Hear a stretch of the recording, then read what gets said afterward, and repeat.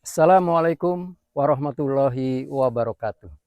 Pemirsa Umatan TV yang dirahmati Allah Subhanahu wa taala, kita berjumpa kembali dengan channel Islam yang satu untuk dunia yang bersatu. Kali ini sebagaimana yang Anda semua saksikan, kita tengah berada di ketinggian hampir 1.300 meter dari permukaan laut. Nah, untuk itu saya ingin menyampaikan sesuatu tentang apa yang harus kita lakukan, persiapkan, dan kita laksanakan untuk mencapai di ketinggian tersebut. Tentunya kita membutuhkan kekuatan fisik, juga kekuatan mental, serta komitmen dan kekuatan jiwa yang harus kita miliki. Sebab tidak jarang mental yang lemah, jiwa yang lemah akan mempengaruhi fisik kita. Pemirsa Umatan TV yang dirahmati Allah Subhanahu wa taala, untuk ketinggian sebagaimana yang kita saksikan ini sebenarnya memang belum seberapa. Ini hanya latihan buat kita. Hanya sekedar menjaga kebugaran fisik. Tetapi tanpa latihan-latihan yang kita lakukan, kita tidak akan mencapai sebuah ketinggian tersebut. Oleh karenanya, dalam menggapai tujuan dan cita-cita itu tentunya dibutuhkan dengan berbagai macam latihan. Bahasanya riyadoh seperti itu. Nah, ini hanya untuk mencapai sebuah ketinggian tertentu di atas sebuah gunung. Bagaimana kita hendak mencapai sebuah ketinggian tujuan hidup? Kita hendak mencapai titian tangga iman sehingga kita mencapai pada ketinggian iman tertentu. Nah, untuk itu sebenarnya Rasulullah Shallallahu Alaihi Wasallam telah mengajarkan kepada kita bagaimana beliau menapaki tangga-tangga keimanan tersebut. Bagaimana beliau mengajarkan sahabat dan umat Islam untuk sampai kepada ketinggian iman yang hakiki. Nah, untuk itu kita kenal ada istilah khobar yakin. Ya, di mana untuk awalan seseorang menjadikan informasi, kabar, berita itu sebagai sumber referensi. Sehingga pada tahapan ini keimanan seseorang belum memiliki landasan yang kokoh, landasan yang kuat. Sehingga pada tahapan khobar yakin ini ya istilahnya seseorang itu masih bisa terombang-ambing keimanannya, pendiriannya, status dirinya. Nah, karena yang dijadikan dasar untuk keyakinan adalah sebuah khobar, sebuah berita, ya tergantung dari mana dia dengar berita, dari mana dia mendapatkan informasi. Nah, untuk itu perlu kita mencapai tingkatan lebih tinggi lagi di atasnya, yaitu ilmal yakin. Sehingga khobar atau informasi, kabar yang kita dapatkan itu bisa diperkuat, diperkokoh dengan sumber informasi yang jelas. Misalnya, sekarang kita tengah berada di sebuah pegunungan di Jawa Barat. Ya, tepatnya di Gunung Sanggabuana yang baru mencapai ketinggian 1.291 mdpl. Nah, itu kan baru informasi. Bagaimana kita memperkuat informasi tersebut? Kita cari informasi yang lebih konkret dan akurat. Gunung tersebut ada di mana misalnya. Ketinggiannya berapa, bisa dicapai dari arah mana. Nah, begitupun juga dengan ilmal yakin. Sehingga keyakinan yang kita peroleh, keyakinan yang kita pegang, ini sudah memiliki sumber legitimasi, informasi yang kuat, informasi yang valid. Nah, untuk membangun sebuah keyakinan yang kokoh, yang valid, itu dibutuhkan informasi yang valid sehingga keimanan kita tervalidasi oleh sumber ilmu tersebut, yaitu Al-Quran dan As-Sunnah. bagaimana Allah memerintahkan kita untuk menjadikan seluruh alam semesta ini sebagai sumber informasi, sebagai ayat-ayat kauniyah. Sanurihim ayatina fil afaqi wa fi anfusihim hatta yatabayyana lahum annahul haq awalam yakfi birobika anahu ala kulli syai'in syahid. Demikian Al-Quran memberikan dorongan kepada kita agar belajar dari alam semesta. Selain daripada itu juga dibuktikan kebenarannya melalui ayat-ayat Al-Quran. Sehingga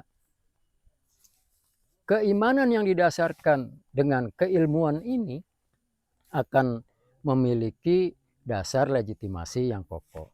Selanjutnya, pemirsa Umatan TV yang dirahmati Allah Subhanahu wa taala, tidak cukup sampai di situ. Kita juga harus meningkatkan lagi status kita lebih tinggi, oleh karenanya kita harus masuk ke tahapan berikutnya, yaitu ainal yakin. Nah, setelah kita mendapat kabar, dikukuhkan dengan validasi informasi keilmuan, sumber-sumber berita tersebut yang benar, yang bisa dipertanggungjawabkan, maka kita masuk lagi ke tahapan ainal yakin, di mana kita harus secara langsung membuktikan kebenaran tersebut atau berita tersebut. Nah, pada umumnya kita umat Islam meyakini bahwa Allah itu hak, Rasul itu hak, Islam itu benar.